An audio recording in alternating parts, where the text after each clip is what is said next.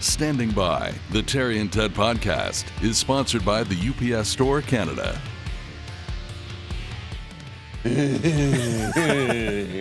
Hi. Professional broadcaster. Pretty slick. Yeah, thank you. Welcome to the another episode of the Standing By podcast. I'm Terry DeMonte along with Ted Bird.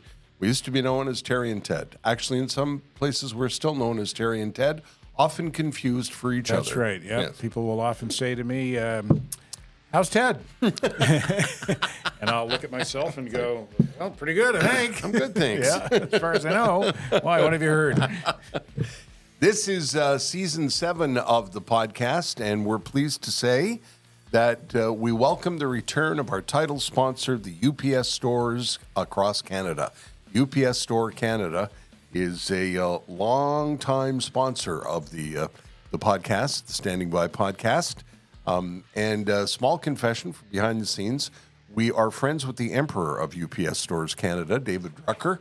David Drucker has been a long-time supporter of almost everything we've done over the years. Yeah, anything we've done legal at least. Yeah. And we sent him a note saying, we're going to do season. Yes. I'm in. Yeah. You don't have to. Yeah. You don't have to explain much to David. He's just a great supporter, and we love the UPS stores. Ted and I have had a lot of fun visiting the local UPS stores. There are more than 380 locations across the country, and we had some fun visiting the Liverman's unit. Yes, in the Montreal area, just west of the island of Montreal, Jason Liverman and his wife Stacy Friend have 2 UPS store franchises, one on Ile Perrot and one in Vaudreuil at the Walmart, but that one burned down. So, okay. No, it didn't burn down. Yeah. There was a fire at the Walmart. Yeah. And the UPS store is in the Walmart, so it was damaged. And I spoke to Jason the other day, and he said they're aiming for a June reopening. Yeah, I think Walmart's doing a massive renovation. Is that right? Yeah. In the meantime, if you're in that part of the country, you can always go to the one on Don Quixote in Ile Perrot, or if you're on the West Island of Montreal, you can go to the one on St. Charles in Kirkland, or you can go to the one on St. John's in DDO, or wherever you are across Canada. Like Terry said, at last count, we had lunch with David, about 6 months ago? Yeah. And he told us there were 380, so they're probably pushing 400 by now. A lot of people associate UPS with shipping, of course, and yes, they do that. But you can also go in there and get boxes. You can get tape if you've got a project at home. You can buy labels. You can get things that will help your small business. You can get a mailbox. If, you don't want your address at home, they can set you up with a mailbox. They can help you with passport pictures, things that you don't even think They about. do passport pictures? Yeah. Really? They really are a one-stop shop for everything that you need, whether you're running a business or you just want to get something across the country. Or you're trying to get out of the country. Yeah. Hide yourself in one of the big boxes with some packing peanuts, and they'll ship you out of there. There you go. Master criminals we Yeah, are. aren't we, though? Go to the upsstore.ca online. Let me mention that we are recording this in advance on the 8th of April, and today is Eclipse Day, total eclipse of the sun day. So we're not sure if we'll even be alive by the time this makes it online. Do you even understand the brouhaha? I do not understand the brouhaha. Hey, look, it's dark. Yeah, that's Terry was saying earlier this morning. Poseidon Terry was saying, I don't really get the big deal. It's going to be dark for 3 minutes. It's dark for like 10 hours at night. And I'm not tempted to look at it. No. And I remember an eclipse, I know these are a big deal, and I saw the eclipse in 29 or whatever. I don't I think understand. 75 might have been the Well, last there was. one, I was 1975. telling my wife Jess that when I was a kid, I remember when I was a kid in Verdun, I could have been, I don't know, maybe 5, 6 or something, and my mom said, there's an eclipse, and she was trying to explain it to me, and of course it terrified me. And when it started to get dark, I pushed my head in the couch, and I said, "It's over." And that's the way I'm going to handle it today. Yeah. I don't want to look at it. I don't want to see it. I'm not buying funny glasses. Is there danger in looking at it? Yes. Oh, You really? burn your retinas out. I don't understand why. Well, you'd have to ask a ophthalmologist, but Well, I'm just going to stay inside then until it passes. What time does it pass? Middle of the afternoon? It's going to pass. Hey, what time does that eclipse pass? When are you going to pass the vacuum? It's very Quebec. Close the light. We're going to pass the vacuum. I think it's around 3:30 or something like that. But do you have the same kind of intense? Poseidon, are you intensely interested in this? No, but I'm going to use it as an excuse to come out of the closet. Okay. It's the eclipse. I get it. It's a once in a lifetime, yada, yada, blah, blah. It's like, wow, look, there's the sun going across. Is it the sun go across the moon or moon? I think the moon passes in front of the blocks sun. out the sun. Yeah. But I don't understand what that does. I guess it's got to do with radiation or something. It's dark. That it's dangerous. But I don't understand how and why it's dangerous. Anyway, it's already happened a number of weeks ago by the time this is posted, so I don't want to dwell on it. And the other thing I want to mention that is dated is that today, April 8th, is my mother's birthday. And you got the picture there, Poseidon? Yes, I do. I wanted to wish Mom watches the podcast, and I wanted to wish her a happy birthday. There she is. If you're watching on YouTube, the picture is up. If you're just listening, let me tell you, that is a very sharp-looking, very pretty young lady up there at 91. 91 years She's 91? old. She's How's 91. about that? Can you believe that? Somebody said on I posted that picture on Facebook. Somebody said, did she have you when she was 12? And that's her brother, Ron, Uncle Ronnie on the left there. He passed away not too long after that picture was taken last year. So in that picture, she's 90 years young. Wow. Sorry, Mom. She's going to be mad that we mentioned her age. Well, she's not going to be mad. Well, she's just going to. But isn't it if once you hit 90, isn't it a source of pride? I think. I don't know. I would have guessed 62. Yeah, it's not very gentlemanly, I guess, to mention a woman's age from your mother's era and generation. Yeah. Sorry, Shirley. Yeah, but still, I mean, look how good she looks. Amazing. Yeah. And sharp as a tack. Yeah. Just her hearing. She has trouble with her hearing, and I had a conversation with her. I was driving home from work one day a few months ago, and I had her on the speakerphone in the car, and I would start to say something, and she would cut me off. And then a couple of times I would say something and she'd go, "What?" And I thought, that's not how you raised me. You raised me to say, "I beg your pardon." Yeah, but I guess it gets so frustrating for her. Anyway, I got so frustrated that I went, "I have to go, Mom," and I hung up. And then I called her back a few minutes later and I said, "I'm sorry I got frustrated because we kept cutting each other off and you could hear me. I got frustrated. I lost my patience." And she said, "Patience is a virtue." Mm-hmm. Yep. And I said, "Oh, yeah." There's a great Family Guy episode about calling your mom and, the phone not working and Peter eventually hangs up. This is going to be a bad story. Yeah, but as my wife just says, there's a Family Guy for everything. Yeah. Anyway, happy birthday, Yes, Shirley. happy birthday, Mother. Reminds me of a compliment I got from my pharmacist a couple of weeks ago. I was in picking up some medication and he was asking me about, my surgery and how I was doing. And he said, I'm looking here. He said, "Are you 66? And I said, "I am." He said, "You look terrific." I said, "Oh, thank you very much. I appreciate that." He said, "You lose 20 pounds, you're going to look 46. You and I both come from good genes, and I think that bodes well. Like your parents are 88? Yeah, they're both 88 this year. Does your dad still play hockey? No, he's taken a break from it because of some heart issues he had. He's doing great, but he had a pacemaker put in. So at 88, the doctor asked him to hold off. Yeah, but he's still going strong. Absolutely, as is your mom. As is my mom. Yeah. But I thought it was an interesting way to pay me a compliment. Yeah, you look young, Fatso. Yeah. Lose 20 pounds and you'll look younger. Yeah, seriously. How's that for a backhanded compliment? Hey, you're right. Holy smokes. So just one more thing before we get into the meat and potatoes of this episode. Travel assistance provided by the Fairfield Inn and Suites by Marriott. By Marriott. Dorval Airport. Yeah. Paul and his staff are amazing.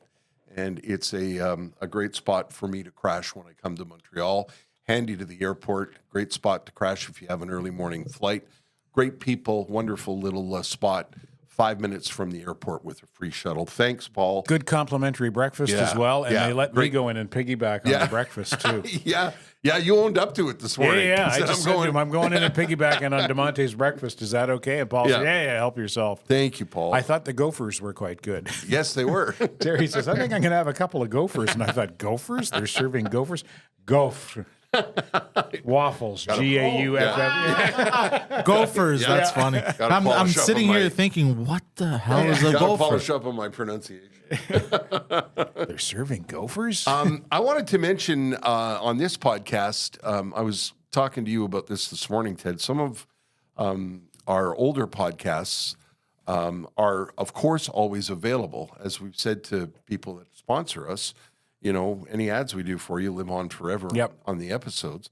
And I was telling you that I was really pleasantly surprised by watching some of the episodes grow in views, for example, and wanted to encourage you, if you're listening to the podcast today for the first time, or you just cottoned on to the podcast in the recent months, we've got at least 60 episodes up and available.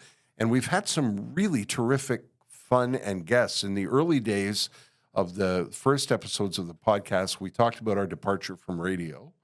And there's an update coming from Ted as soon as the lawyers are done, speaking of departures in radio. But we've had some terrific guests. Dick Irvin is one. Mike Farber is another episode that I really enjoyed. I'm going to leave some people out, and don't be offended. Loved Chuck Barnett. Yeah, Chuck was interesting, Yeah, he was really a lot of fun. Yeah, he's a very smart and funny guy. Tell people who Chuck is. Well, Chuck is a Mohawk from Ganawage, the sovereign native territory of Ganawage, Quebec, and he might be combined the smartest, funniest guy I know. He's just a really interesting and well-spoken guy. We had a great conversation. We asked him about land acknowledgements and all kinds of stuff. It was really a lot of fun. We had a lot of fun with Tony Marinaro. We did. From the Sick podcast, Joey Elias, Mitch Garber, who had some just terrific things to say about business and his love of Montreal. And there was a great episode. I thought it was a great episode with my wife, Jess. That was one of the better ones. Who Jess talked about nursing Terry back to health after he almost kicked the can post open heart surgery. Yeah. That was a great episode. Yeah, it was. And you didn't faint. Nor cry. Or cry. Yeah, that's right. Anyway, all of that to say, if you want to go back and have a look, just type in Standing By Podcast and have a look at some older episodes. I think you'll find some fun there. I have become a podcast guy, not just because we're doing podcasts, but I also happen to believe that radio, and not because we're out of radio, and I don't have any bitterness. I don't think radio's bad because we left it, but radio's bad because the corporations have blandized it. Yeah. I know that's not a word, but there isn't much interesting. I don't think myself. It all sounds the same to me. I never leave the house without a podcast now. Yeah, I've got podcasts on my phone for anywhere that I go. From our house, and I wanted to mention a couple of them. If you're a movie fan, listen to the TCM podcast. TCM? Turner Classic Movies. Okay. There's a couple of them, couple of series. They do them in seasons too. It's absolutely terrific. Conan O'Brien has some great guests, but can't get out of his own way. When you've been a big star for a very long time, and you have a guest and you want to talk about yourself a lot. Yeah. Conan falls into that trap, in my personal opinion, but he doesn't need our help for a plug. He's all right. He's doing pretty good. And he does have some great guests. My wife has a podcast called The Concert Goers with her friend Gianni. And they talk about their experience. My wife is a massive live music fan, goes to a lot of shows. I try to go to most of them. Some of them she goes with friends. There's some things that are out of my wheelhouse, as it were. Right. But they talk about concerts, and it's an interesting perspective because GC shows in Montreal, and Jess, for the last couple of years, has been seeing shows out on the West Coast. And just one more plug for Seth Meyers and his brother. Seth Meyers is a very, very funny guy, and him and his brother do a podcast called Family Trips, and they talk about family trips from when they were kids. Okay. And they invite guests like Jimmy Kimmel and Bradley Cooper. You know, Seth Meyers can get anybody on the phone. Yeah. And they talk to those guests, not about Hollywood, not about movies, but they talk to them about their family vacations. Interesting. And it's really interesting and fascinating. It's called Meyers Family Trips. I thought I would mention those because I've become, you know, there are, I don't know, 9 or 10 quadrillion podcasts, and I don't know how you find them, you know, unless friends tell you about them or whatever, but those are a couple that I thought. Well, I'm going to have a listen to some of those.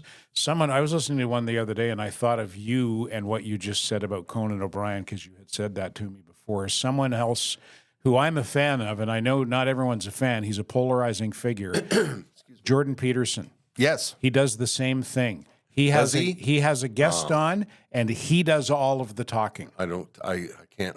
And he's not self-aware. I don't think he's even aware. And he just gets it's just the nature of his personality is such that he just, once he gets going, he can't stop. Do you know his history, Ted? Because I knew he was an academic and he was a professor, and then he was one of the world's biggest stars. Yeah. I don't know what happened. He's a clinical psychologist. Yeah. And what happened basically was he was one of the first people who said no when the pronoun crowd came along and said, "You're going to call me what I tell you to call me." Right. And he said, "No, I'm not. I'm not. You cannot compel me to buy into your delusion." And is that that's what launched him into the stratosphere, because he's one of the highest paid speakers on the planet, one of the most sought after speakers on the planet. And as you point out, one of the most polarizing figures. People love him or hate him. Yeah, absolutely. Yeah, and I'm sorry to hear that he's extremely intelligent. Is he ever? But he can't get out of his own way.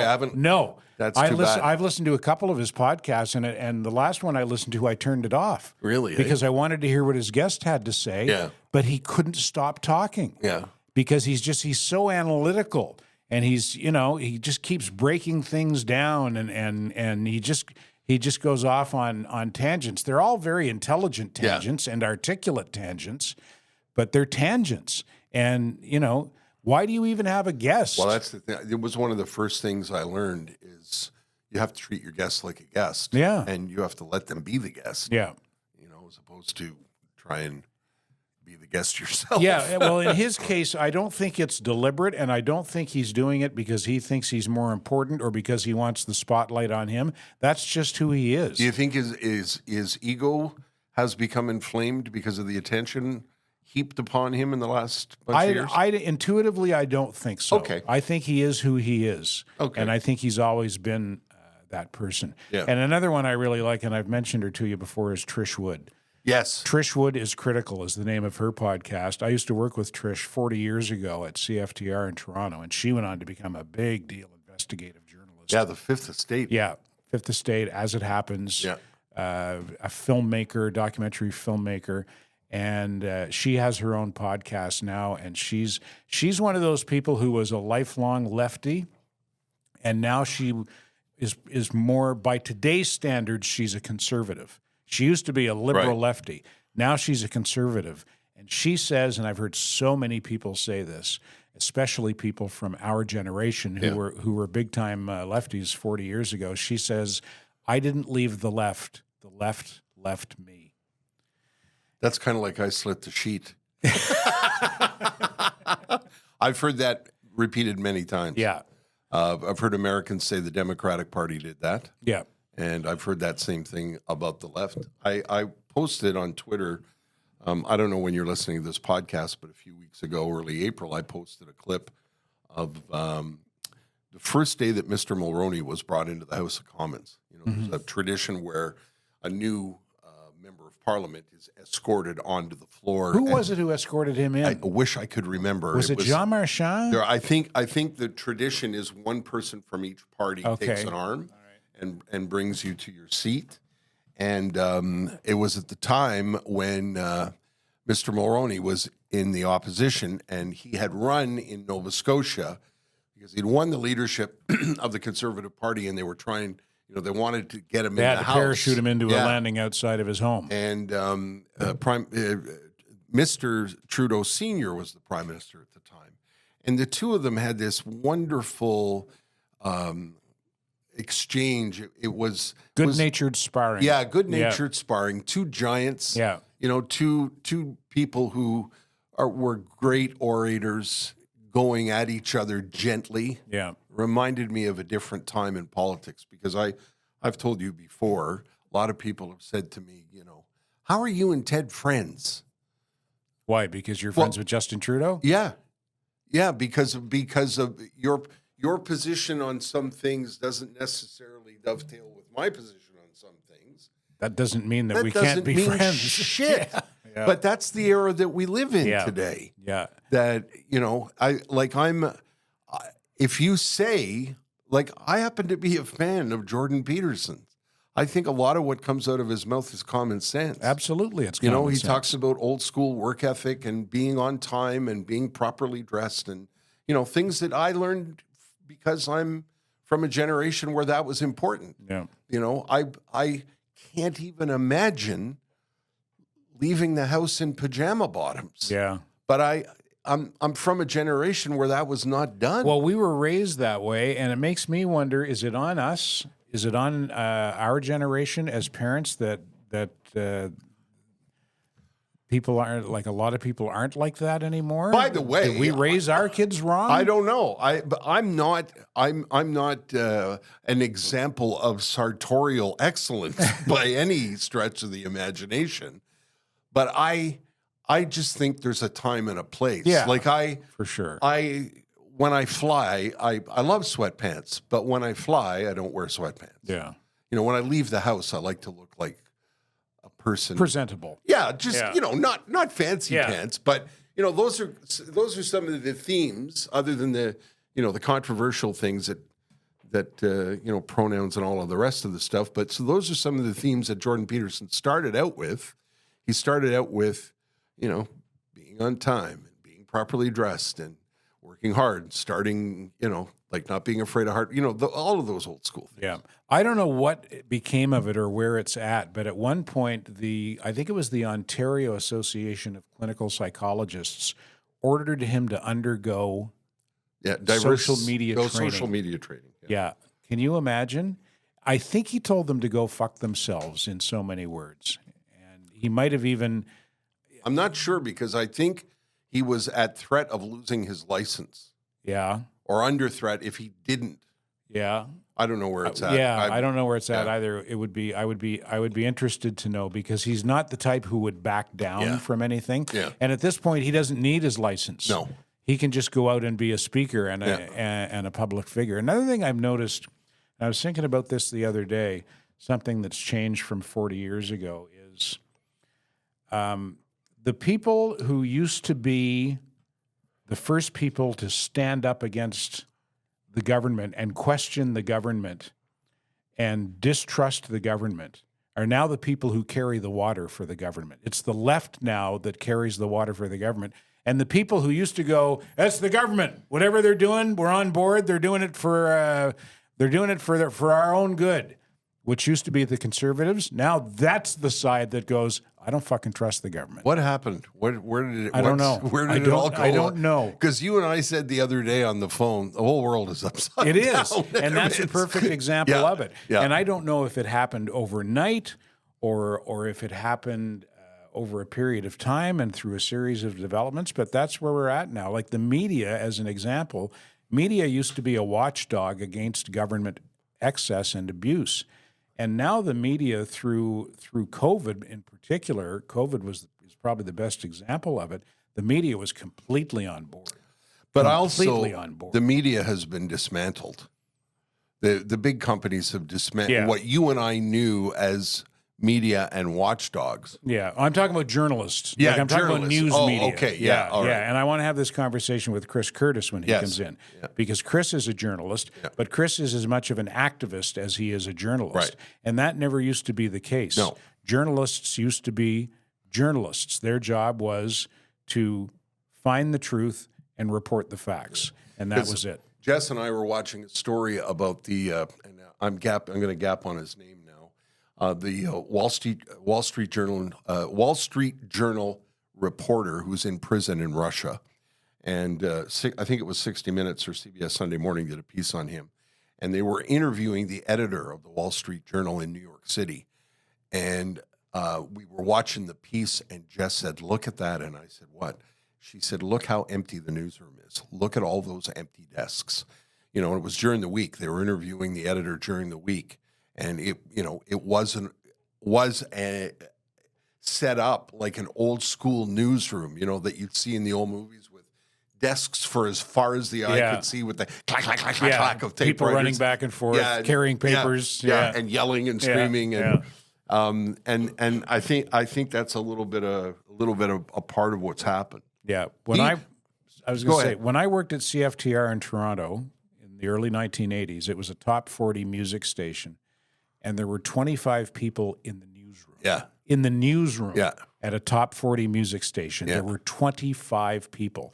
CFTR is now 680 News, the biggest all-news radio station in the country, as far as I know. I'll bet you they don't employ 25 people in total, even though they're now all news. Yeah. And that's another thing that's happened to the business. They're just cutting it down to the bone, and they're getting, you have one person doing the job that 3 or 4 people used to do. I also think a lot of people point to 2013 when they talk about change in the culture. 2013 was the arrival of the smartphone. And I find now that anybody who has a Facebook account or a Twitter account thinks they're in charge of the world. Yeah.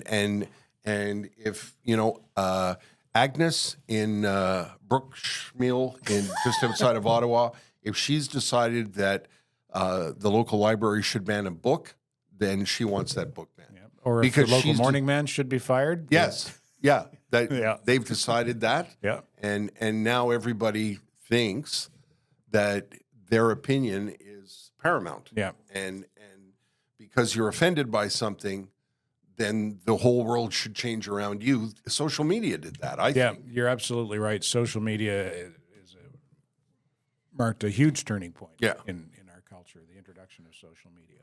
One thing it's done to me is I don't read books anymore. I used to read a book or two a week. Yeah. I haven't read a book in probably 4 or 5 years because I can't. Because every time I start to read a book and my phone goes ping, I pick my phone up and I go down the fucking rabbit hole. I also think you have a TikTok brain now, like me. In other words, you have an attention span of about 20 seconds. Yeah, I hope not. I don't think I'm that far gone yet. I hope not. And I think I still read a lot. I just read stuff on my phone. And I don't, like when I go down the rabbit hole, it's not always with videos. A lot of the times it's with news stories. It's reading stuff off of accounts from someone like Jordan Peterson, like people who have interesting and important things to say. But I can't read a fucking book. What? I don't have enough of an attention span to read a book anymore. Well, like that thread I showed you from J.K. Rowling yesterday. Yeah, that was you spent time reading that. That was a great thread, but it was really good. Yeah, it was really well written. Yeah, she's got some skill. Yes, she does. A writer. I think she has a future. Hey, let's talk about Sugar Sammy. Let's. I wanted to mention to Sammy that we were going to do a new season, and he was like our friend David Drucker. I said, "Hey, Sammy, we're going to do another." Yep, I'm in. Let's please talk about me. I'd love to sponsor the show. Sammy, people keep asking me if Sammy will be a guest. Sugar Sammy and I have become very, very good friends over the years, and we've tried to not that he doesn't want to be. He wants to be on the show, but he happens to be one of the busiest men in show business. Yeah, and all around the world. Yeah, and literally all around the world. He's currently touring in America. He's become a big star in France. He's a huge star in Canada and Quebec, as you know. So when I talked to him about his schedule, we're recording this in April of 24. He already is booking 25. Yeah. That's how busy he is, and that's how far out he plans. And we are working on an episode with Sugar Sammy that I think will be very exciting. And those things that it's in the works. We can't talk about when it the right pieces now. fall into place. Exactly. We'll let you know. But in the meantime, everything is sold out. You can't see him. Have fun. No, he added some shows, didn't he? He's booked through September, I believe. And so he's added some shows in Montreal and Gatineau, Quebec, but those tickets are going like hotcakes. So you've got to go to sugarsammy.com right now. They go so fast. He has sold, up to this point, 130,000 tickets just in Montreal. And this is for his show, You're gonna rear deux, right? As Sammy said to me, tell people to come see what the outrage is all about. Been offending Quebec media, politicians, and entertainers with this new show, and no one is spared. All of 2023, as you pointed out, Ted, was sold out. 2024 already sold out into September. Now, he's added new shows. As you're listening to this, don't wait. A lot of people think, well, the show's not till September, I'll wait. No. You wait too long, the tickets are gone. And right now, he is on a massive American tour doing 20 cities, and I highly recommend that you follow him on Instagram and Twitter and Facebook, or go to sugarsammy.com. Some of the clips he posts are so funny. He's so quick on his feet. Yeah. And as he points out, especially when he does You're Gonna Rear, he doesn't spare anybody. Everybody is cannon fodder. Yeah. But in a gentle, he's got the magic touch. He does. He's got the magic touch, and he's got that combination of being so funny and so likable. Yeah. Like I've never heard anyone say, fuck Sugar Sammy. No. He's an asshole. He's anti-French. Yeah. He's anti-this. No. He's not. He's well, just... the journal thinks he's anti-French. Well, the journal doesn't count. Yeah, that's their their bailiwick. Yeah, I only go to them for hockey. Yeah. Let's do the tweet sheet. Okay.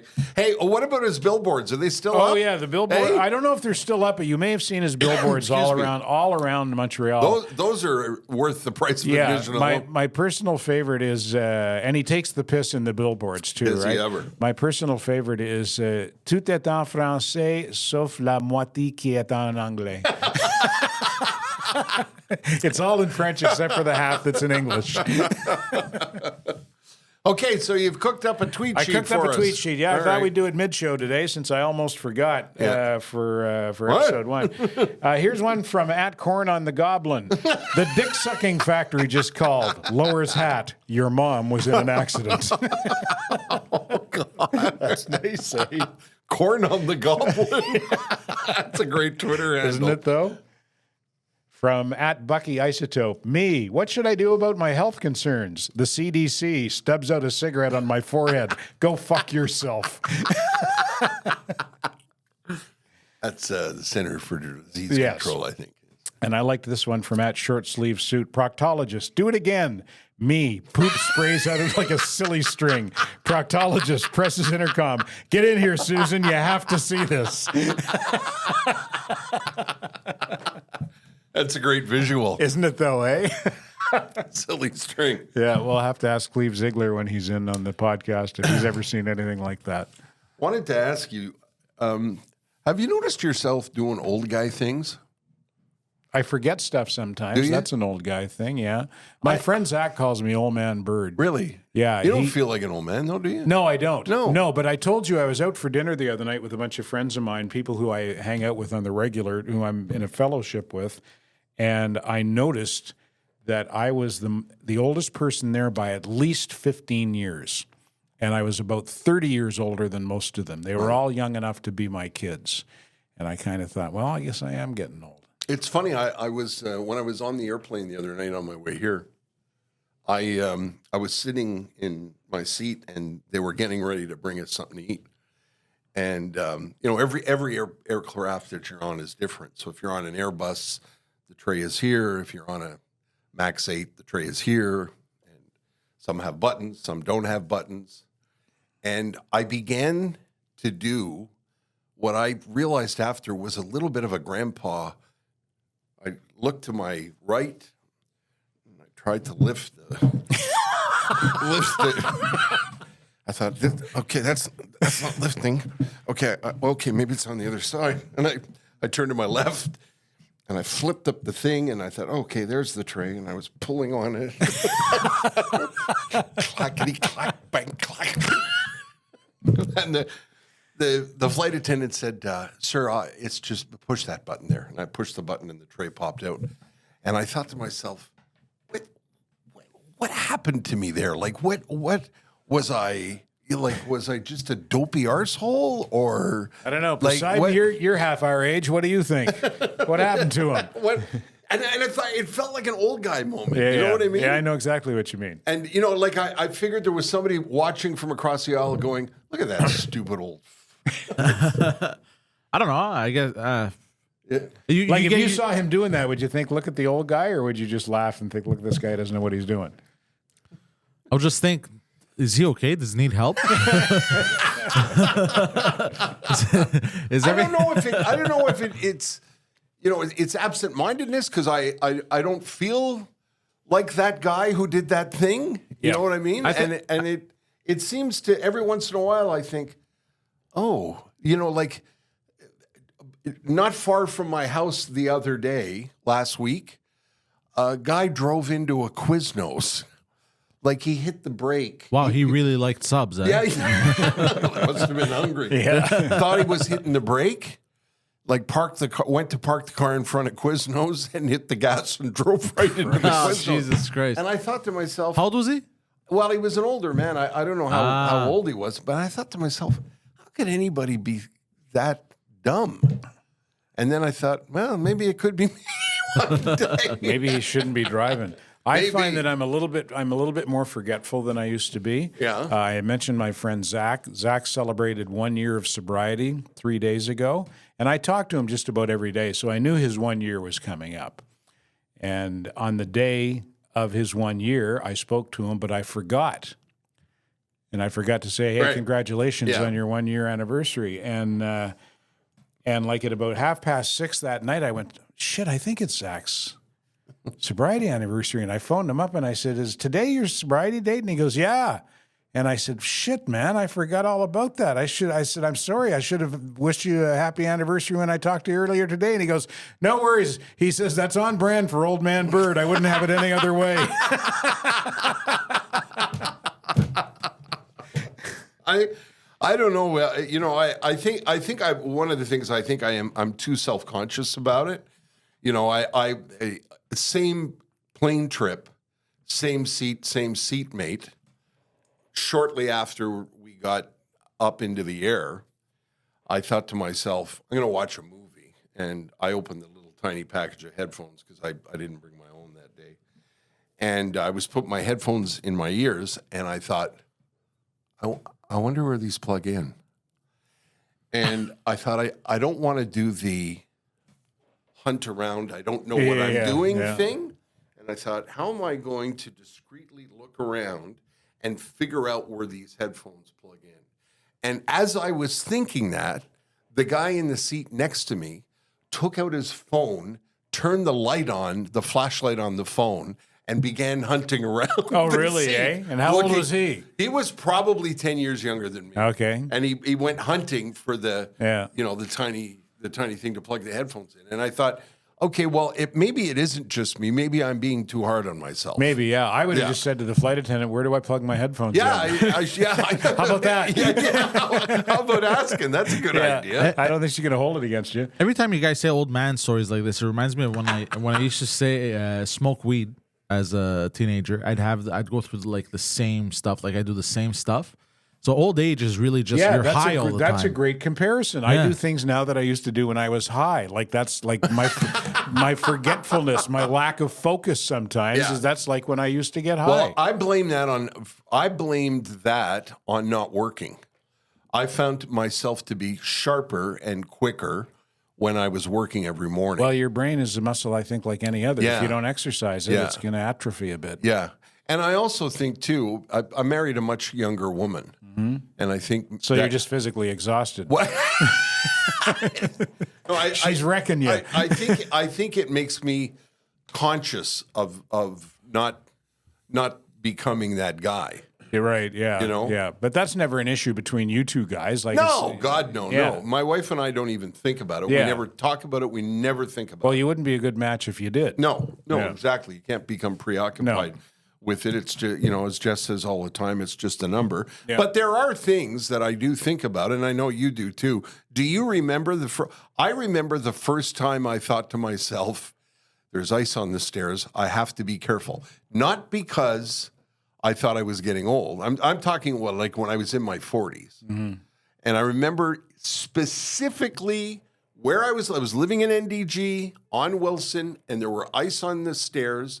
And I remember thinking to myself, be careful, because you don't have time to break anything. You're too busy, right? If I go down the stairs and I go for a header and I sprain my ankle or something, it's going to screw my week up. But I also think it was also part of the maturing process. You know how you charge towards everything when you're in your teens and your 20s? Yeah. But when you were on Wilson, you weren't in your 40s yet, were you? Was I? I don't think so. That was like when you first moved here, when you first started at Showme, you were on Wilson, were you not? Yeah, you're right. So you wouldn't have been 40 I was probably yet. in my 30s. Yeah, early 30s even. Yeah. Yeah. Wow, what was wrong with me? I don't know. You got old early. All right, that's it. We got nothing else. No. We're out. No. I got a couple of things I wanted to mention to you. Here's a question for you. Okay. Last week, I'm in a store not far from my house, and I have to get into the elevator because the stairs are blocked off and the escalator isn't working. So you got to take the elevator downstairs, 1-floor ride. One of those 2-floor elevators, that goes so slow you wonder why they even bothered with an elevator. So, one of those elevators where the door closes slowly and then it sits there and then it goes, and it like takes forever to get to the bottom floor. Yeah. Anyway, so I'm standing there waiting to get on the elevator, and there's a woman who's also going to get on the elevator. And she's got her jacket. She's put her one arm into the jacket, and she's swinging the jacket on the other side, like struggling to get the sleeve in. And she's like swinging her arm, and the elevator door is open, and she gets on, and she continues to struggle with her jacket. She turns around, the elevator doors close, and I'm standing there thinking, I should help this woman with her jacket. I should reach over and say, let me give you a hand. And I thought, you're alone in an elevator, just the two of you with a woman. Do not approach her. Yeah. Do not. And as I was driving home, I thought to myself, I was raised to be chivalrous. Is it dead? No, I don't think so. Did I behave like a dick? No. But what I would have done is I would have asked her. That's what everybody on Facebook told me. Yeah, I would have said, "Do you need a hand? Can I help you out with that?" Can I give you a hand? And I would have maybe tried to think of like a joke to lighten the mood a little bit as I was asking her about it. Like, is your arm broken? What's going on there? No, I would have said that. No, but I would have asked her. Yeah. Do you need some help? That's the way. But I wouldn't. No, I don't even think in any circumstance that reaching over without asking. No. And like laying a hand on her to help her. Yeah. I don't think in any circumstance that would be welcome. No. But I was reacting to. Was I reacting to the norms of the day? Yes. Oh yeah. I was. You were paranoid. Yes. Yeah. That's exactly what I was. 100%. I was paranoid. What would people say? Or what could she accuse me of? Yeah. Or what's she going to think? Sad, isn't it? What's she going to think? Yeah. That would depend entirely on her mentality and Yes. her values and how she was raised. Yeah. I think a lot of women would probably appreciate the gesture, even if they didn't want the help. They wouldn't hold it against you that you asked. They would understand that you were just being polite and trying to do the right thing. I posted it I posted the question on my Facebook page because it bothered me. I drove away and I thought, am I losing the sense of who I am and how I was raised because of the way things in society are changing? Should I have been more polite? What should I have done? Excuse me. And everybody said the same thing, or most people said the same thing on Facebook. They said, you should have just asked if I could give you a hand. But it made me think about what you and I often talk about, which is the world is kind of upside down. And I think about things that I never thought of before. It happened to me just last night in the elevator at the hotel. There was a woman pushing a stroller with another woman, and they were headed towards the elevator. And I stepped aside because that's how I was raised. I still do the 1945. So do I. Let the woman get Absolutely. on the yeah. Like hold the door, let them. I still do it for my wife. Yeah. I wait for my wife to go first. I open the door and let her go ahead of me, because that's the way I was raised. That's what a gentleman does. Exactly. And yesterday when I was standing in front of the elevator, the woman said, "No, you go ahead." And I thought, okay. Even though she was getting on the elevator as well? Yeah, she was getting on the elevator with she did not welcome the courtesy that she you did offered not, her? No. Interesting. Yeah, she was pushing a stroller and she had a friend with her, and I guess I was just being a pain in the ass because I was taking up too much of her time. I don't know. Would it have been hard for her to push the stroller past you? Like if you're standing there holding the door? No. There was plenty of room? Yeah. Huh. Yeah. And I thought, maybe it isn't me. Maybe society's changing. Yeah, that says way more about her than it does about you. Because I'm not abandoning that. I can't. Me either. Never. I can't. No. I that the 1940s movie thing, pulling out the chair and letting the woman go first and taking your hat off, and not that I wear a fedora, but you know what I mean. Those are things that I think are still important. Yeah, I'm not going to hold the door open and say, "Go ahead, sweet cheeks," but I will hold the door open. After you, toots.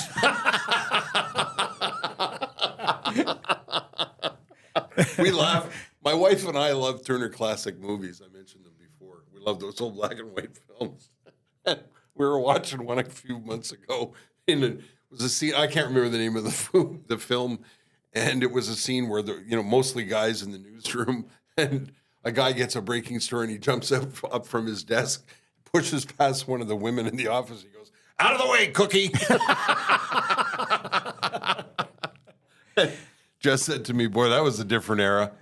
You know who I mean by Shane Gillis? I do. The comedian. Have you ever seen his bit about when white men stopped talking like that? No. It was in the 1940s when Jackie Robinson hit his first home run. Have you ever seen that? Yeah, very good bit. Yeah, I'm not going to do it. I'm not going to do it justice, but basically, he's talking about. He's doing baseball announcing.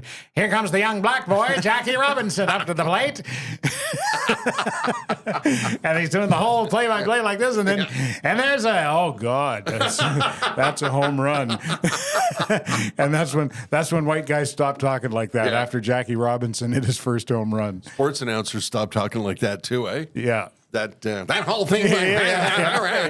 Well, Shane Gillis's whole thing was the turning point. Jackie Robinson's first home run. I have a question. Sorry, about that voice. Was that like how you kind of develop an accent over the years? Like the people in the UK, United Kingdom, they speak with British accents? The British accent. Was that an accent at the time? It was just that's how people spoke? I think that was an affectation. Broadcasters. Yeah. I think it was what broadcasters thought you were supposed to do when you were on the radio. Yeah. It was like guys who I'm going to be an announcer, so I'm going to talk like this now. Yeah. So people didn't speak like that on a day to day. No, I don't think so. No, it's just on the radio and in movies. Yeah. Yeah. And often sports and I'm talking in the 30s and the 40s. They had that. Here comes Mickey up to the plate. Yeah. You think it was the opioids? Yeah. It might have been. It was. It was a different. Well, that's what we're talking about. It was a completely different era, and an era that, like it or not, that's the era I was raised in. We were talking about. My wife and I were talking about how I was born in 1958, and she said that was only 13 years after World War II ended. Yeah, she said, like you're from a generation that was like, I wasn't born during the war, but for God's sake, but not long after, and I was too young to understand, I guess, You know, when I was 5 or 6 years old, the war had only been over for 15, 16 years. Yeah, it would have been like today in 2024. It would have been as if the war ended in what 7, 3, 8, 9, and also 6. 2011. Yeah, 2011. That's it. Yeah. You know, I was born in the 50s as well. I was born the following year, 59. I think we've been alive in parts of 8 decades, if I'm not mistaken. 50s, 60s, 70s, 80s, 90s, aughts, teens, 20s. Yeah, we've been alive in parts of 8 decades. Yeah. That's Wait, crazy. hold on. How old are you? 65. I'm 66. How were you alive 8 decades? No, not for 8 decades, but in parts of 8 decades. Yeah. Born in the 50s, and we've lived in the 60s, 70s, 80s, 90s, aughts, teens, and 20s. That's 8 decades. Oh. We've lived in parts of 8 different decades. Yeah, okay, I get it. Yeah, 1 year in the 50s. Yeah, okay, exactly. Yeah. And we've seen change, but Man, that must be the dumbest question I've ever had in my life. I just realized I'm such a dumbass. yeah, we're not 80.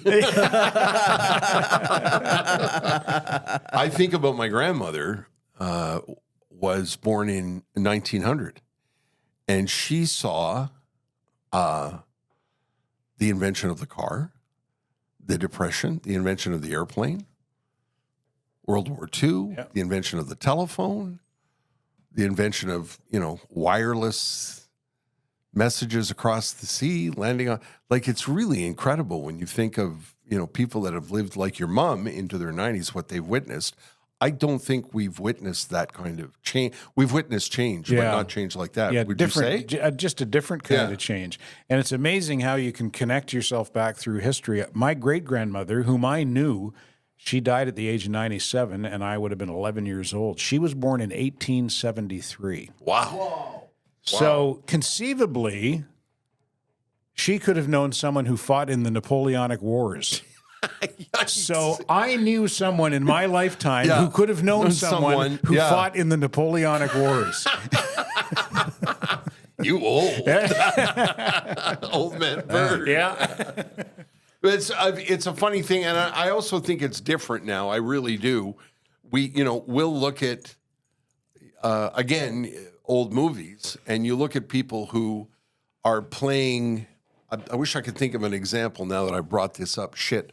You look at someone in a role in a movie, and they were 40 at the time, but they look 68. Yeah. You know what I mean? I think we age different now. Yeah. And I think one of the good things about technology is it's helping keep us sharper and keeping us, more in touch with current events and popular culture, even though we don't know where the tray is on the airplane. Yeah. You know what I mean? Can technology do anything about the bags under my eyes? I'm not sure. Eventually, yeah. Actually, I think you could even now. Yeah. You know what? Yeah, I want to get a sponsor for the podcast. Seriously, I want to get a sponsor for the podcast, like not a cosmetic surgery clinic, and I don't want to I'm not talking about Kenny Rogers, whose face was pulled back so tight that if he smiled, his toes curled. Yeah. But I would be willing to be a guinea pig for the 65-year-old or the bags under my 65-year-old's eyes, or maybe what can you do about the turkey neck? Well, I can live with it. It's not the end of the world. But I think that'd be a fun thing to do with a sponsor. You don't look like a. You don't have a prune face. No, not at all. Not at all. But and I'm not like and you're also not that vain. No. So how far do you want to go? How far would you go? I wouldn't. I just if you can maybe fix these bags tighten those bags under my eyes and do something about my turkey neck. That's all I want. That's all I want. I like that you call it a turkey neck. Sorry, go ahead. Finish. It kind of looks like a vagina. I like to call it a French scarf.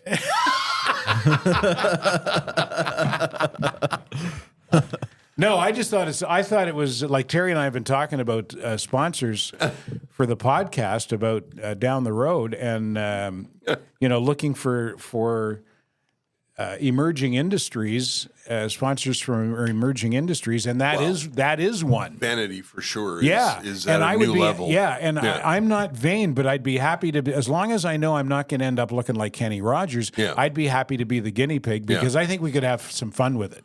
But do you ever look at again, Jess and I will do this and we'll say, well, that person's had work done.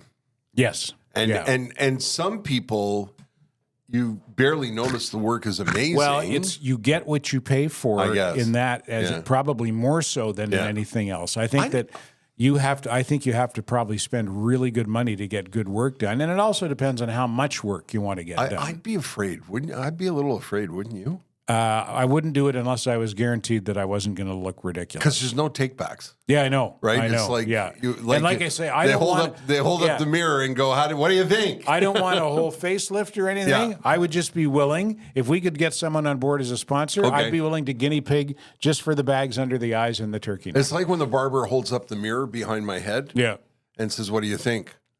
What does it matter? Yeah, it's done now. I guess. Tape it back on. I don't like it looks good. Yeah. That's the thing. You wake up with, a sore face and they hold the mirror up and you go, the shadow move. Yeah. That would be bad. Ted, I just thought of an insult, and I don't want you to be offended, but I'm going to say it because it's funny. Yeah. Your neck is so loose that when you eat pussy, it looks like two lesbians fucking. I hope Mom's tuned out by now. I hope there might be some people listening on double speed. Did you know people do that? I didn't know this. They listen on double speed? Yeah. So that our voices speed up? Yeah. And we start to talk like 1940s a lot of people baseball listen announcers? I didn't know this. I learned this on... talk about short attention span. Yeah, Dax... What's his name? Dax Shepard. Yeah. Very popular podcast, like massively popular podcast. It's called Armchair or something. Anyway, they were talking about it. I just listened to an episode with Jimmy Kimmel's wife, who happens to be Jimmy Kimmel's executive producer. How'd she get that job? Actually, she earned that job. If you listen to the episode, she earned that job, and she's very, very talented. And as I suspect, or I've always suspected, Jimmy Kimmel, from all reports, is a kind, good, and decent man. Really, eh? Yep. Oh, that's nice to hear. I've heard that from people inside the industry. And his wife is very, very talented. Anyway, they were talking about listening to podcasts, and I notice on my truck, on the screen, you can tap 1.5 or 2 times. So people can listen to the podcast a little bit faster. I don't want to do that. No, I don't want to either. But apparently a lot of people who are just far too busy but want to listen to the podcast, listen to it a little bit quick. I couldn't do We're that. back to the 1940s, damn it. That's right. Yeah. It's the Terry and Ted podcast. Brought to you by... Speaking of that. Yes. Merson Automotive. Yes, we're going to see the Mersons today. I'm very excited. Now that I'm not living in Montreal, I miss the pop-ins. Yeah. And we're going to do that today. Yeah. And you probably missed the service as well, and God, the friendship do I ever. and the trust. Yeah.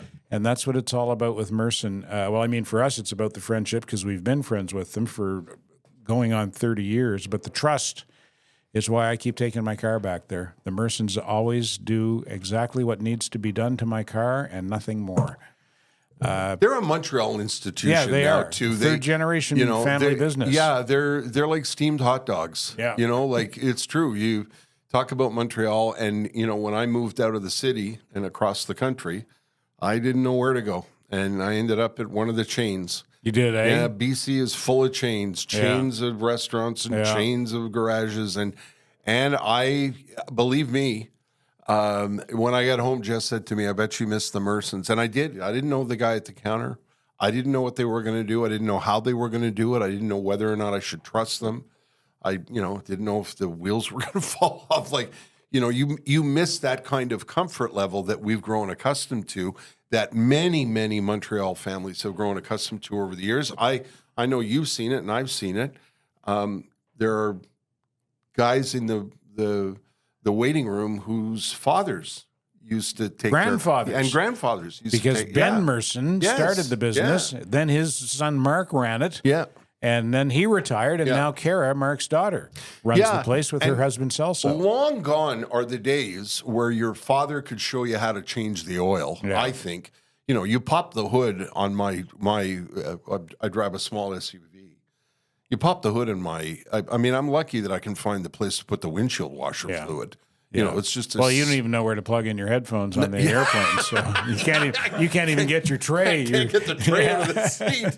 You're not going to be changing oil. So, you know, and I've said this many times before, you know, we would go, you know, I take my car to a shop and they'd say, well, you know, between the arfinizer and the wiring under the floatsman, it's going to be over $2,000. And I would go, well, okay, whatever those things are, I guess you better fix them. If it needs it, it needs You're it. never going to get that at the Mersons. No.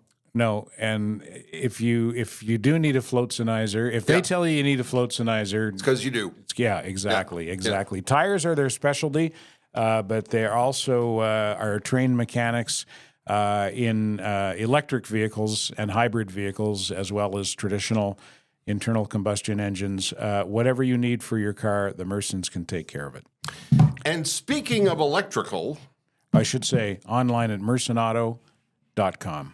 our other friends at Accutech Electric are on board for season 7, and I've been exchanging emails with them about you know, being on board. We'd love to be back, and please tell people what we do and how we do it. And Ted and I were saying on the episode that we recorded yesterday, electricity is something you should have experts deal with. Yes, yeah. And again, I wouldn't know, you know, if I was, say, shopping for a house or building a house, I wouldn't know who to call. I wouldn't know where to turn. I don't know how to, you know, where you should put the electric panel thingy with the thingamajigs. And you don't want Uncle Albert coming over and doing that for you either. No. You know, because you don't want things to burn down. Yeah, you don't want an enthusiast. You want a pro. Yeah. Is Albert an electrician? No, he's an electric enthusiast. He really enjoys yeah. it. Doesn't know what he's doing, but Accutech Electric is a family business that's been at it since 1995. They can do small things and they can do big things. If you've got a commercial venture coming up, they can help you design the electric workings of that building. If you're building a new building, a lot of people who can't find the home that they want will buy a piece of land and design the home. They can do that for you too. They can look after any electrical issue that you have, from a design to maintenance to replacements. And it's an interesting company of people that think in an old-fashioned way, not with the way they do business. They're current and up-to-date and everything, but they believe in old-fashioned values with the way they treat their people that work for them, the way they treat their customers, the way they're proud of their work. If you've got anything that you need doing when it comes to electric issues, Accutech Electric. That's ACUTECH, accutech.electric.ca. You can find them online, and you can also call them. They answer the phone. they're like the Mersons if the Mersons were electricians. Yeah, absolutely. Yeah. And we're thrilled to have them back. Thanks, Trish, and everybody at Accutech Electric. I appreciate that very much. We done? I'm hungry. There's enthusiasm for you right there. Is this over? It's got to be by now. How are we doing there, Poseidon? Have we entertained you enough? Yes, it was a fun episode. Was it? Yes. Really, eh? I'm always uncomfortable when we don't have a guest. I think, are we boring the shit out of people? No, absolutely not. You guys are having interesting conversations. I'm enjoying it. Okay. Even though it looks like I'm not like paying attention, I'm always paying attention. Yeah. It took. Well, you're pretty drunk by this time, Yeah, eh? yeah. It's this time of the day, you're pretty hammered. Before, when you were talking about your elevator story, I don't know if I should say it, but it took every ounce of my willpower when you said, like, what does this look like, for me to not say an opportunity. So You're such a player. And you have a longtime girlfriend, do you not? Yes. Poseidon? Yes. You're just kidding around. Of course. Yes. Yeah. These are the but jokes. when I say an opportunity, I Yes. didn't mean it in like to flirt. I meant, Yes. anyways, it doesn't Gotcha. matter. Yeah.